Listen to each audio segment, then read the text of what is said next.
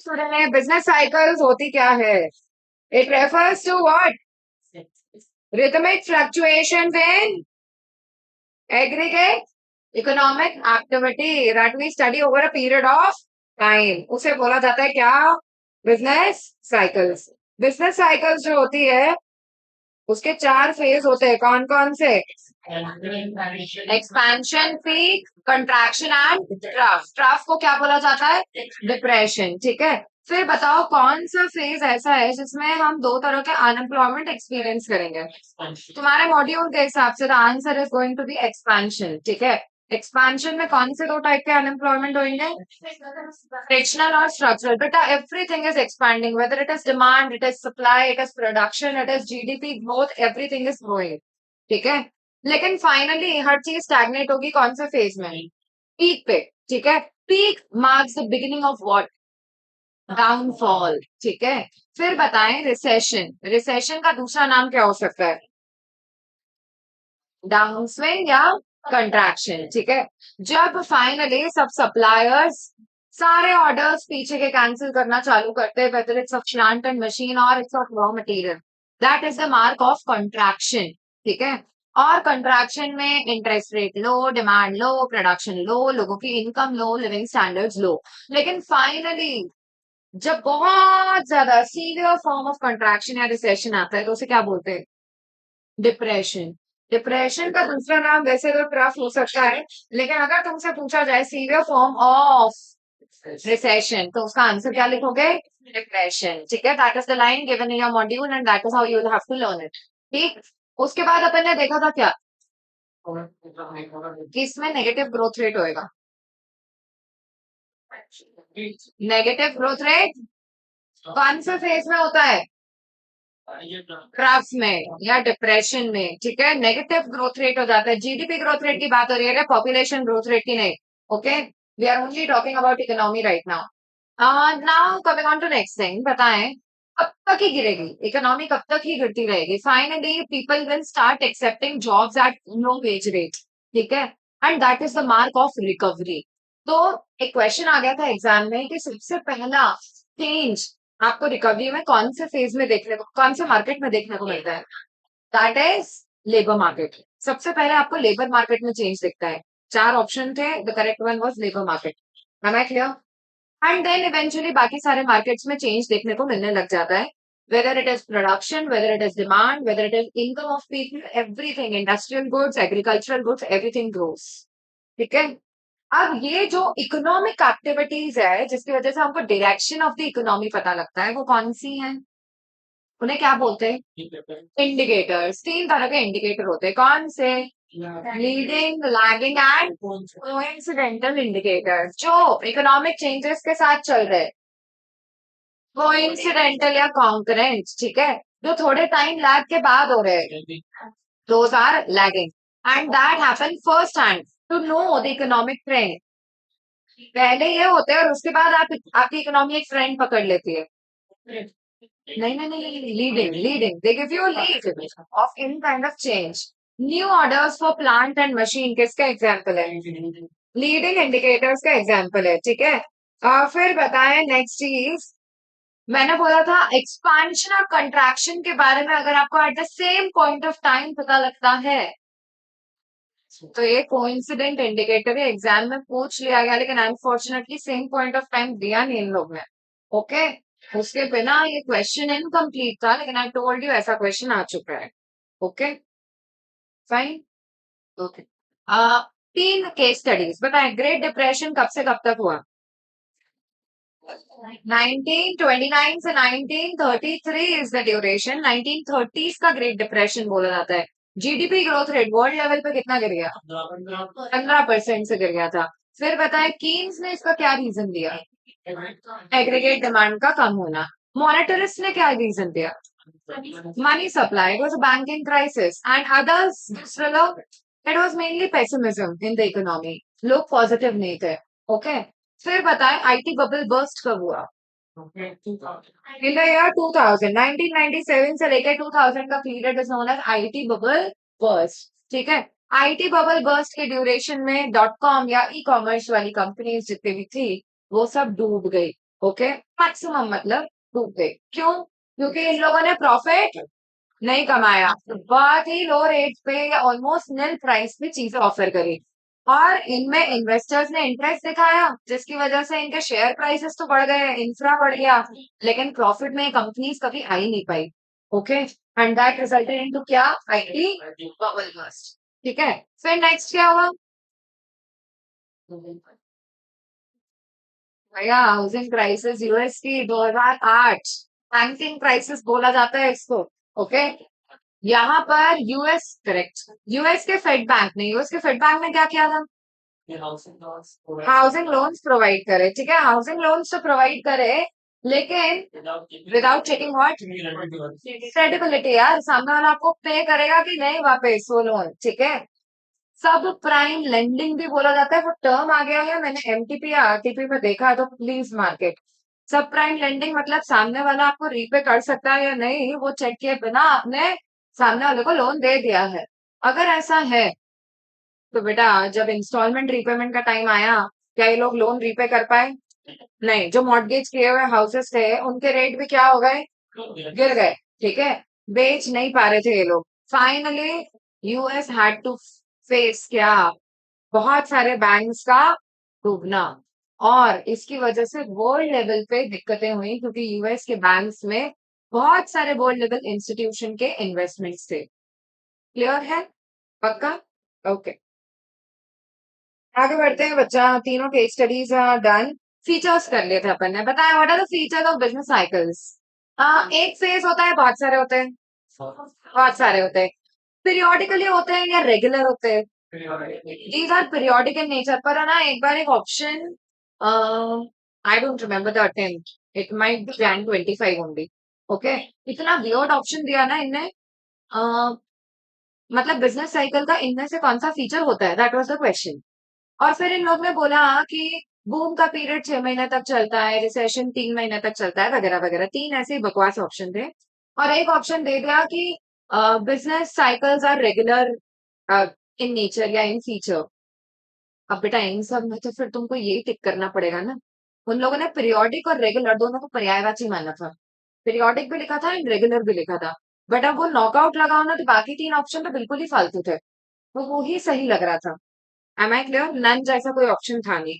अब ऐसी गलतियां हो तो बेटा best of all four choose करना चाहिए कि इन चारों में से बेस्ट कौन सा सूट हो रहा है, क्योंकि अब ये क्वेश्चन की गलती है कि इन लोगों ने इस टाइप का ऑप्शन बना के दिया।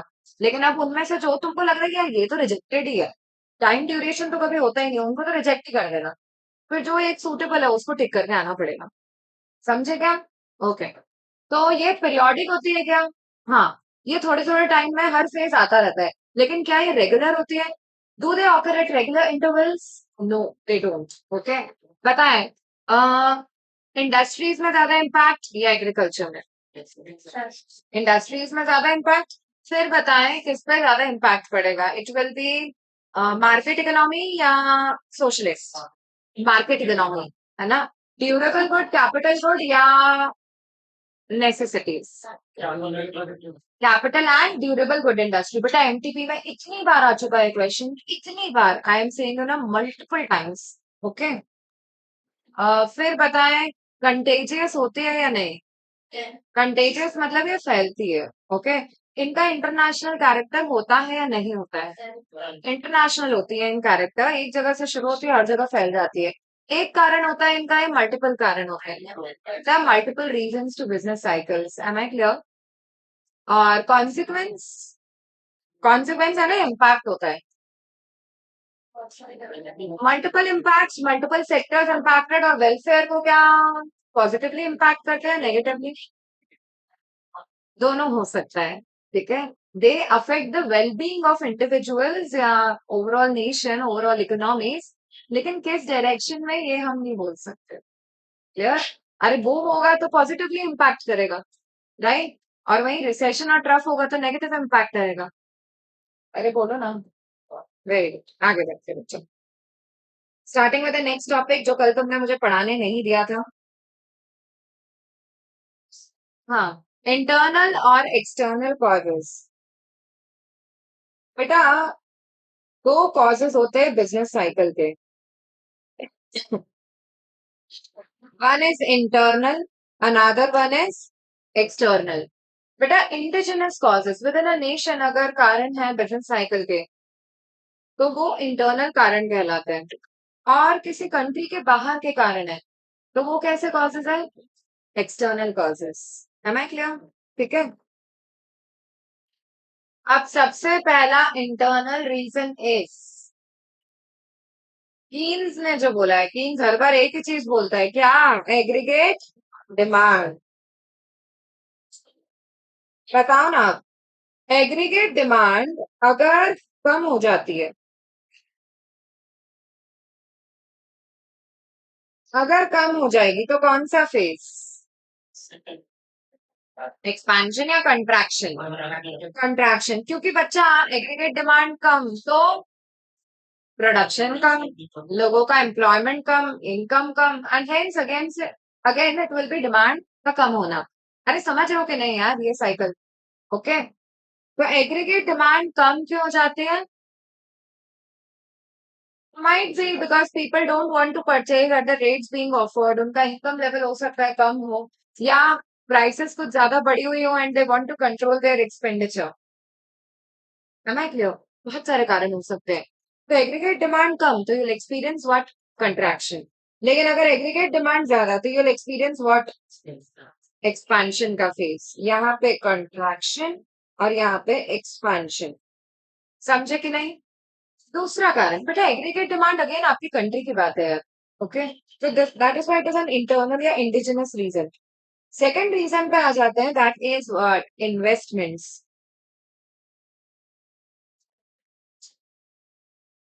हाँ बेटा एक बार चेक करो तो तुमको नोट्स में एक लाइन दी हुई है क्या? एज पर सम इकोनॉमिस्ट, ये मैंने लिखवाया था, लिखे please. As per some economist, investment is the prime cause of business cycle. Investment is the prime cause of business cycle. अब एक अजीब सा क्वेश्चन बनाया हमारे इंस्टीट्यूट ने, जिसमें dash is the prime cause of business cycle. तो answer था इसका इन्वेस्टमेंट। अब बेटा ये तो जेनेरिक स्टेटमेंट है जो देखे रहता है, as per some economist investment is the main cause. तो बेटा as per some economist aggregate demand is the main cause, as per some economist macro economic policies are the main cause. Are you clear? ऐसे तो हर economist का अपना view point था, लेकिन आप ऐसे जेनेरिक क्वेश्चन नहीं बना सकते हो उससे, लेकिन बना लिया गया, इसलिए ये स्टेटमेंट इंपॉर्टेंट हो गया। इन लोगों ने सम इकोनॉमिक्स भी नहीं बोला, इन लोगों ने बोला dash is the prime cause of business cycle, and answer क्या हो गया? इन्वेस्टमेंट। अधूरे questions. Am I clear? Line से बने हुए क्वेश्चन है ये, एक छोटी छोटी लाइन से जो मॉड्यूल में लिखी है ना, उससे बना हुआ क्वेश्चन है ये अगेन। अब सुनो ना, इन्वेस्टमेंट जो होता है, अगर इन्वेस्टमेंट, पहले तो बताओ इकोनॉमिक्स में होता क्या है? जब प्रोड्यूसर प्लांट एंड मशीन खरीदता है, वो इन्वेस्टमेंट है इकोनॉमिक्स में। मतलब तुमने अपने घर में वॉशिंग मशीन खरीदी, that is not an investment. लेकिन एक लॉन्ड्री वाला पर्सन अगर वॉशिंग मशीन खरीदेगा तो yes, that is investment in economics. तो अब मुझे बताओ ना, अगर तुम्हारी इकोनॉमी में इन्वेस्टमेंट्स कम हो गए तो कॉन्ट्रैक्शन, और अगर बढ़ गए तो एक्सपेंशन का फेज आएगा। Right, that is very clear है, जितना ज्यादा इन्वेस्टमेंट उतना ज्यादा प्रोडक्शन इन द इकोनॉमी। तीसरा कारण, गवर्नमेंट। गवर्नमेंट अगर अपने स्पेंडिंग एक्सपेंडिचर बढ़ा देती है तो, अरे यार गवर्नमेंट किन लोगों पे खर्चा करती है? पब्लिक पे, हम लोगों पे। अगर वो खर्चा कर रही है तो तुम्हारे हाथ में पैसा आएगा या नहीं आएगा? क्या कर रहा है वेदांत? कुछ तो कर रहा है वेदांत ना। गेम खेल रहा है Vedant, please come ahead, please. It is for your good है ना? You can't sit there. बेटा इतना डिस्ट्रैक्शन के साथ सीए नहीं हो पाते हैं। कम हियर,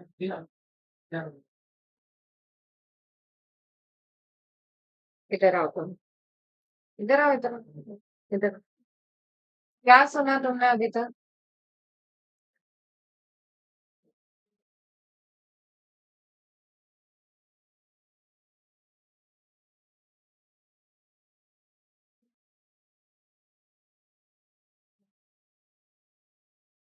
मैं कुछ भी नहीं सुना है ना अभी तक।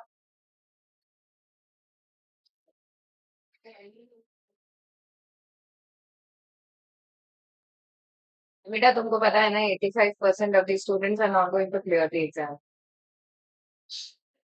ठीक है, you know this. Okay, and you are spending your time and money here. उसका कदर तो अपने को खुद ही करना पड़ेगा। ओके, मेहनत के बाद क्लियर नहीं हो पा रहे हो तो दैट इज ओके, लेकिन अगर बिना मेहनत किए क्लियर नहीं हुआ तो वो तो अपना ही फॉल्ट है। ओके, बच्चा जिस कोर्स में तुम बैठे हो it requires next level dedication. मैं तुमको बोल रही हूँ, person with an average IQ can crack CA, लेकिन the only thing you need is sincerity. If you miss that, you'll miss your exam. Okay, and it will be very frustrating later on. समझता ही नहीं कि क्या पढ़ना है, क्या छोड़ना है, कहाँ गलती करी है। It becomes very frustrating. ठीक है। ओके, और अभी भी तुम लोग के पास टाइम है टू डिसाइड कि whether you wish to enter into any other field. ठीक है, अगर अपन नहीं पढ़ सकते, अगर if you are not prepare, I am literally saying you this, अगर तुम 12 से 14 घंटे नहीं पढ़ सकते हो in a day, then you are not fit for CA. Okay, ऐसा नहीं है कि कोई बहुत डिफिकल्ट चीजें पढ़ाई जाएगी तुम्हें, लेकिन तुम्हें इतना सारा पढ़ाया जाएगा कि after a point you have to give time to each and every subject you are studying. I have told you already, CBSE exam में 12वीं में तुम्हें 8-8 दिन, 10-10 दिन का गैप मिलता है एक पेपर के लिए, और उससे आई से 5 टाइम्स सिलेबस होता है यहाँ पे, and you get only 1 day gap. And कितना ही ब्रिलियंट बच्चा हो, 90+ स्कोर करने वाला बच्चा हो, I am telling you CA वाली एग्जाम में रोना आता ही है। There will be time you wish to cry badly कि खत्म ही नहीं हो रहा है, कोर्स खत्म ही नहीं हो रहा है। एंड अगर तुम्हारे साथ ये सब हो रहा है, इट मीन्स इट्स नॉर्मल। बहुत कैजुअल केवल वही बच्चा रह सकता है जो फेल होने के लिए तैयार है। ओके, अगर तुम फ्रस्ट्रेटेड हो, यू आर फीलिंग कि क्या कर रहे हैं हम, क्यों कर रहे हैं, and you are feeling cry the entire day at times, then it's okay, you are normal then. Okay, and this is normal story of every CA student.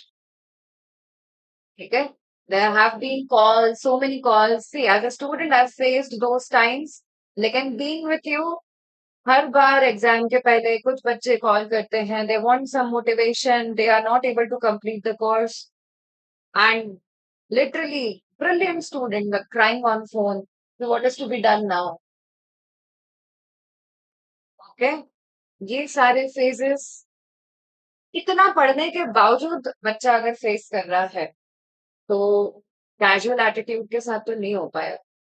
और इट्स बेटर अगर अपन थोड़े कैजुअल अप्रोच में, nothing wrong, I say you should better shift to a different course. ठीक है, 3 साल में, 3.5 साल में अगर ये कोर्स खत्म हो जाता है, एट द मोस्ट चलो कोई चीज में तुम्हें 1 या 2 अटेम्प्ट लग भी गए, जो जिस चीज के लिए आई थिंक तुम्हें प्रिपेयर रहना भी चाहिए। It is okay to give 1 or 2 attempt, right? Okay, it is CA, ऐसा होएगा तुम्हारे साथ। Don't be so much into 11वीं 12वीं का चीज कि हम तो एक बार में ही पास होने वाले बच्चे हैं। नहीं निकलते यहाँ पे, नहीं निकलते। Okay, and that is the biggest problem with this course, because it makes you feel so much into pressure, not only exam pressure but also pure pressure. आपके फ्रेंड्स निकल रहे हैं, आप नहीं निकल रहे हो। आपके रिलेटिव्स आपको फोन करके पूछ रहे हैं कि भाई क्या हुआ, इस बार भी नहीं निकला, इस बार भी नहीं निकली। That is a different kind of pressure all together. Okay, and that is a very difficult mental pressure जिसमें बच्चा गो थ्रू कर रहा है, जो बच्चा गो थ्रू करता है। Okay, and I am telling you it makes you so tough with in, कि आपको बाद में दूसरों की बातों का असर होना ही बंद हो जाता है, जो आइडियली होना चाहिए, ऐसा ही होना चाहिए। ओके, ओके, तो बच्चा it is still you have got time, if you feel you are fit for the course, तुम कर सकते हो इतना मेहनत, तो बैठो। नहीं तो there are so many fields available.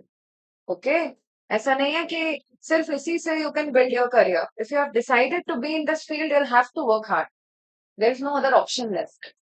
ठीक है, 3 साल तुम और तुम्हारी books, that's it. And I also tell you the plus point कि once you are CA, no one is going to ask you your percentage, no one is going to ask you your university कहाँ से किया है। It is a standard thing, everyone will see you with a lot of respect. यार why are you CA, okay, because they know कि underline मेहनत कितनी है। Also if you clear it, मतलब जितने टाइम में शायद तुम तुम्हारा ग्रेजुएशन करते हो ना उतने टाइम में सीए हो जाता है, अगर तुम एक अटेम्प्ट में निकाल लो तो। ठीक है, you will have a professional degree in your hand. Am I clear? So there are downsides, but there are plus points as well. And just rate pay, I'm saying it is one of the most economical courses जिसमें तुम्हें इतनी professional degree मिलती है। Okay, even if you go to a college and give you 5 years, you won't get जिसको बोलते हैं value for money, this course is actually going to give you that. Am I clear? Okay, decide what you need to do, but decide it in time. Okay, back again, yeah. I am not expecting this kind of thing from all of you. And I'm actually going to talk all those who are absent today. मतलब इतना casual attitude के साथ काम ही नहीं चल सकता। If see, if you are investing your Sunday, I'm also investing my Sunday. Okay, that you need to be very clear of. And it's not with me ki it's just one Sunday that I'll be investing. It has been always that I've been investing so many Sundays. Okay, and nextly you'll have to work hard. अगर तुम्हारी vacations compromised रहेंगी, it will be mine too. Okay, and it will be always with me. So you'll have to work that way. यार कि Sunday है तो नहीं आएंगे, ऐसा नहीं चलेगा। Clear? Okay, everyone, back again यार। थर्ड थर्ड रीजन अपन बिजनेस साइकिल का देख रहे थे, that was government expenditure. Government अगर तुम पे खर्चा कम करती है, कम कर देती है, बेटा कौन सा फेज? कंट्रैक्शन। लेकिन अगर गवर्नमेंट तुम पे खर्चा बढ़ा देती है, तुम्हारे हाथ में पैसे पहुंच जाएंगे, तो you will experience the phase of expansion.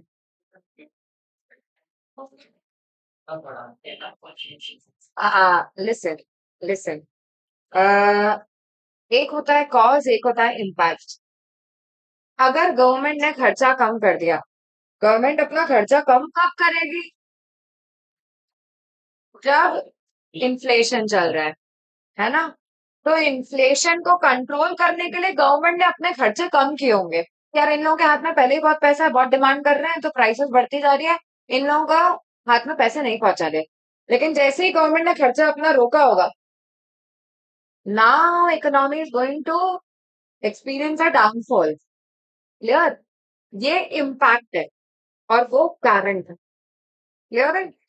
Okay, it will always move cyclical, Rudraj, right? Fourth, macroeconomic policies. बताएं, बताएं, बताएं। अगर एक्सपेंशन है, एक्सपेंशन है, तो टैक्स को क्या किया जाएगा? टैक्स बढ़ा दिया जाएगा। लोगों के हाथ में ऑलरेडी ज्यादा पैसा है। ओके, तो इनको और ज्यादा पैसा अवेलेबल नहीं करवाना है, इनके हाथ का पैसा लेना है, तभी ये लोग ज्यादा डिमांड कर रहे हैं। एक्सपेंशन है ना, डिमांड ज्यादा है। डिमांड ज्यादा तब होती है जब तुम्हारे हाथ में ज्यादा पैसा है। ओके, तो एक्सपेंशन के टाइम टैक्स बढ़ा देते हैं और सब्सिडी क्या कर देते हैं? सब्सिडी कर देते हैं कम। बताएं, कंट्रैक्शन के टाइम क्या करोगे? कंट्रैक्शन के टाइम टैक्स कम कर देते हैं। यार लोगों के हाथ में पहले ही पैसा नहीं है, टैक्स और बढ़ा दिया तो दिक्कत हो जाएगी। कंट्रैक्शन की प्रॉब्लम को सॉल्व करने के लिए क्या किया जाता है? टैक्स कम किया जाता है और सब्सिडी क्या की जाती है? बढ़ा दी जाती है। राइट और नॉट? ठीक है, बताएं। Next, money policy. बेटा फिफ्थ रीजन, मनी सप्लाई। बच्चा हॉट ट्रे में बोला है इसके बारे में, किसमें? हॉट ट्रे मिला क्या? अंडरलाइन करो please. T R E Y है ना? हाँ। तो बेटा हॉट ट्रे के हिसाब से money supply is one of the important components of expansion and contraction. अब बताओ, अब बताओ।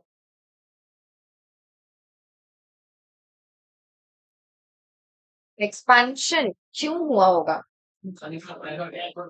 जब भी मनी सप्लाई बढ़ेगा तो आप एक्सपेंशन का फेज एक्सपीरियंस करोगे, ठीक है? और जब भी मनी सप्लाई कम हो जाएगा तो आप क्या एक्सपीरियंस करोगे? कंट्रैक्शन। अच्छा अभी है ना ऊपर वाले पॉइंट में मैंने तुम्हें ये वाला सिचुएशन तो बताया। क्या बताया? कि एक्सपेंशन के टाइम गवर्नमेंट क्या करेगी? अगर बताओ टैक्स बढ़ा दिया गवर्नमेंट ने, टैक्स बढ़ा दिया, तो हमारी इकोनॉमी में कौन सा फेज आएगा? कॉन्ट्रैक्शन आएगा। नहीं समझे? टैक्स अगर बढ़ता है, टैक्स अगर बढ़ता है तो बेटा आप एक्सपीरियंस क्या करोगे? कॉन्ट्रैक्शन। और अगर टैक्स कम हो जाता है तो क्या एक्सपीरियंस करोगे? एक्सपांशन। अरे हाँ या ना? ठीक है। ये इम्पैक्ट्स है, और ये है कि क्या करना चाहिए गवर्नमेंट को किसी पर्टिकुलर ड्यूरेशन में। Clear? How the question is being framed उस पर डिपेंड करेगा। ठीक है क्या? क्लियर है वेदांत? क्या समझा तुमको वेदांत?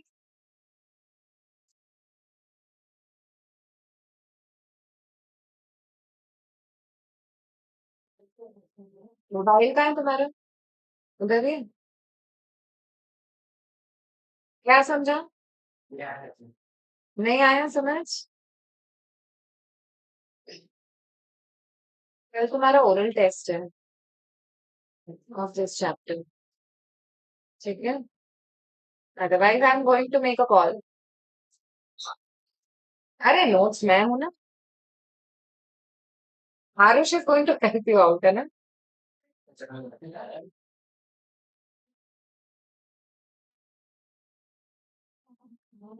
ओके।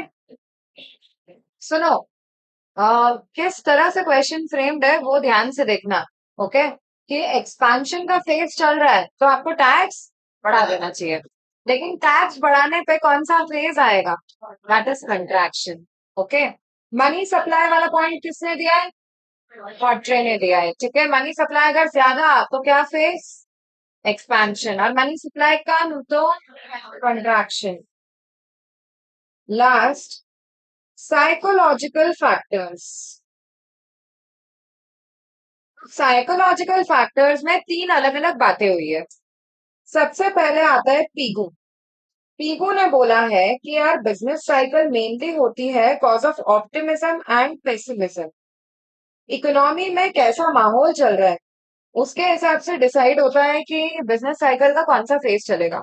लोग अगर बहुत पॉजिटिव है, उनको लगता है कि अरे बहुत अच्छा टाइम आने वाला है, तो वो लोग ऑटोमेटिकली ज्यादा डिमांड करेंगे, प्रोड्यूसर ज्यादा प्रोड्यूस करेंगे, इनकम बढ़ेगी, एम्प्लॉयमेंट बढ़ेगा, everything is about optimism and you will enter a phase of expansion. लेकिन अगर पेसिमिस्टिक है लोग, लोगों को लगता है नहीं नहीं यार अभी तो बहुत ही खराब टाइम है, जैसे कोरोना का time, people were so pessimistic कि उनको कुछ भी नहीं करना है यार। उनको दोस्त पीपल आर लाइक कि हमको खर्चा ही नहीं करना, भले हमारे पास कितना भी पैसा आ जाए, we don't want to spend it right now, we wish to maintain liquidity. Okay? ऐसा अगर हो रहा था तो ऐसी सिचुएशन में डिमांड ही नहीं है मार्केट में, बनाओगे किसके लिए? There is no demand, there is no production, there is no income. Am I clear? Okay? And that is why pessimism was one of the main reason for a downfall, contraction in the economy. कुछ economist को बोलना है कि अरे ये सब इतना important नहीं है, निकोलस कार्डोर देके रखा है तुमको?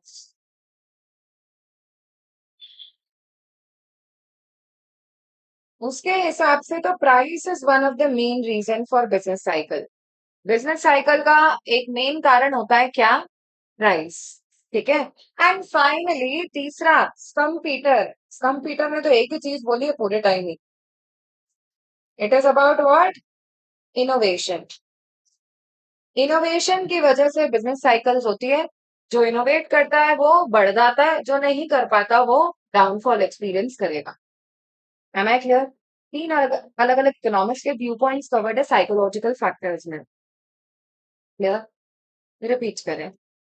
किसने बोला है about aggregate demand? Aggregate demand.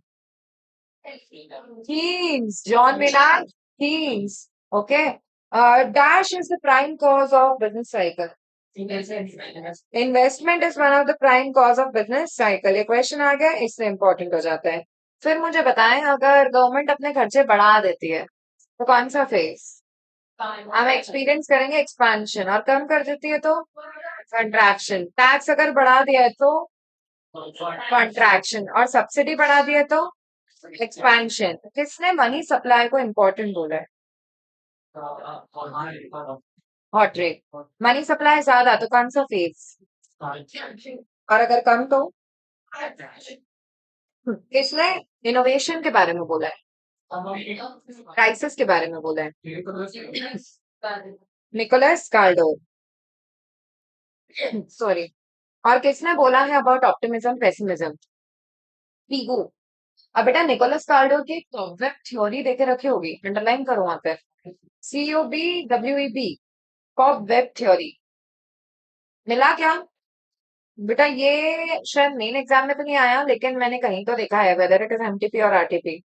Cobweb theory was propounded by whom? Answer would be what? Nicholas Kaldor. ठीक है। अब आ जाता है एक्सटर्नल कारण। बेटा एक्सटर्नल कारण मतलब ऐसे चीज है जो शायद हमारी इकोनॉमी के विदिन की नहीं है, इकोनॉमी के बाहर की चीज है, इंटरनेशनल रीजंस, राइट? अब सबसे पहला कारण इसमें आ जाता है क्या? वॉर। अरे तुमसे बेटर कौन बता पाएगा इसके बारे में अभी? War war. बताएं, अगर वॉर चल रहा है तो कौन सा फेज? कॉन्ट्रैक्शन। हर इकोनॉमी कॉन्ट्रैक्ट करना शुरू हो जाती है। लेकिन अगर तुम वॉर से बाहर निकल रहे हो, there is a post war reconstruction, तो कौन सा फेज? अरे क्या होएगा? एक्सपेंशन या रिकवरी? बेटा यार सिमिलर ही है ना, एक्सपेंशन या recovery. It is up trend of your business cycle, है ना?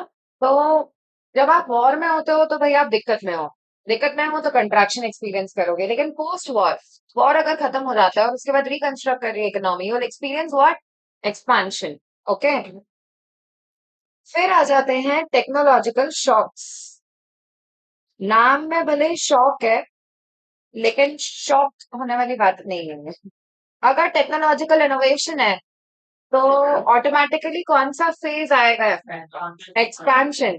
Generally if there are new things coming in market, आप कम रिसोर्सेज के साथ ज्यादा अच्छा प्रोडक्शन कर पा रहे हो, तो हमारी इकोनॉमी कौन सा फेज एक्सपीरियंस करेगी? एक्सपेंशन का phase.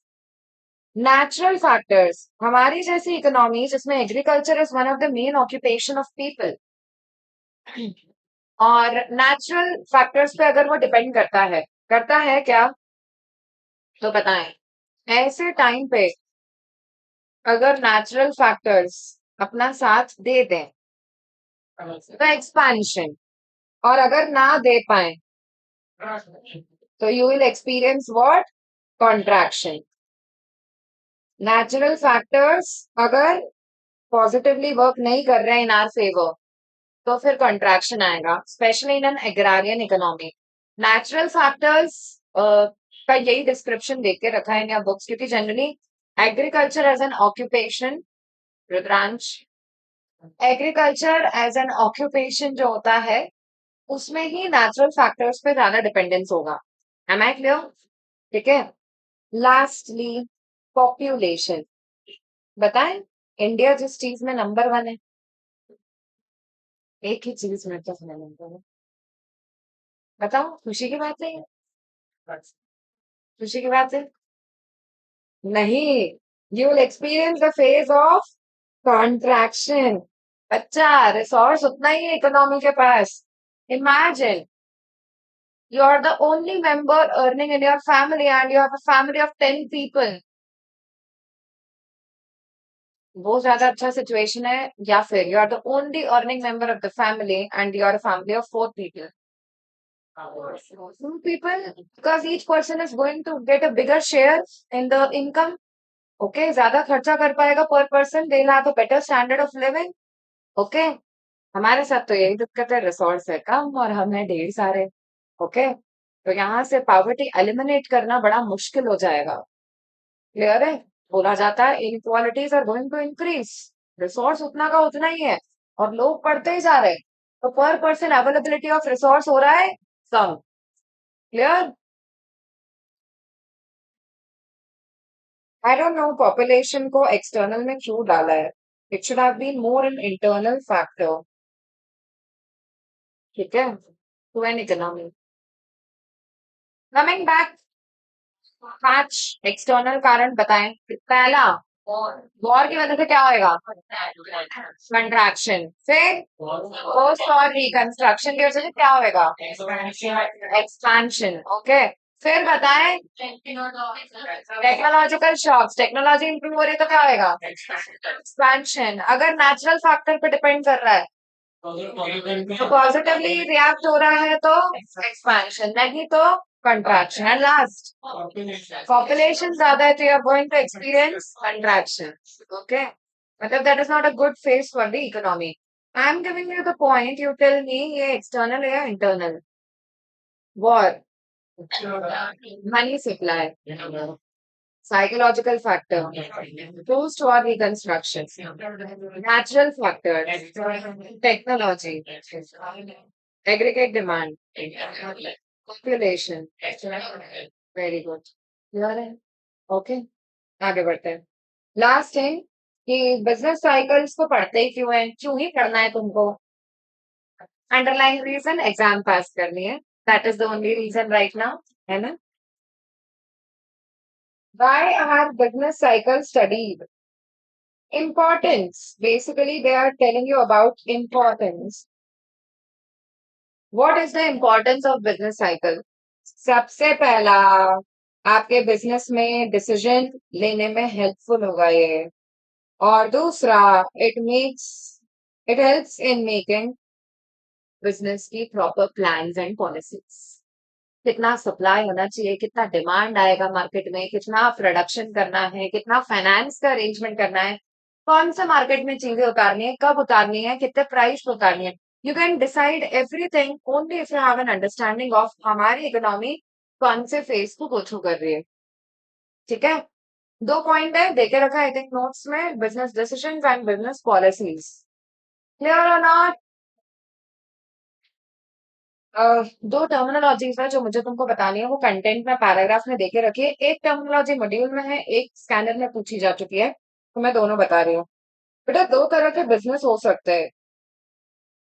One is cyclical business, another is counter cyclical business. ऐसे बिजनेसेस जो बिजनेस साइकिल्स के साथ चल रहे हैं, एक्सपेंशन हो रहा है इकोनॉमी में तो ये बिजनेस भी बढ़ रहा है, कंट्रैक्ट हो रही है इकोनॉमी तो ये भी कॉन्ट्रैक्ट हो रहा है। ऐसे बिजनेस को बोला जाता है cyclical business. They are moving with business cycles.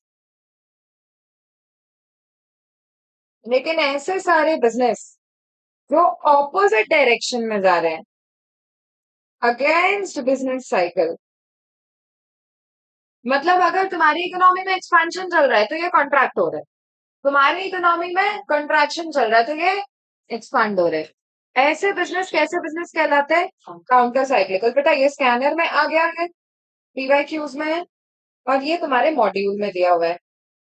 Counter cyclical very important, has been a part of exam. ठीक है, अब साइक्लिकल बिजनेस में मेनली कौन कौन से आते हैं, तुमको कुछ एग्जाम्पल देके रखे हैं वहां पे। जैसे फैशन रिटेलर्स, फैशन रिलेटेड जो भी बिजनेस होगा, क्लोथिंग वगैरह का, फुटवेयर का, रियल एस्टेट, प्रॉपर्टी का बिजनेस जनरली साइक्लिकल होता है। एक्सपेंशन हो रहा है ना इकोनॉमी में, सब ज्यादा कमा रहे हैं तो प्रॉपर्टी में पैसा ज्यादा लगेगा. Okay. Automobile, auto sector, again more of a cyclical business, right. ये सारी चीजें, मार्केटिंग एजेंसीज, एडवर्टाइजिंग एजेंसीज, ये सब भी ज्यादा तब चलती है जब बिजनेसेस बूम पे रहते हैं, पूरी इकोनॉमी बूम पे है. Hotel industry, restaurant industry, right. Counter cyclical फिर मैम कैसे होते हैं?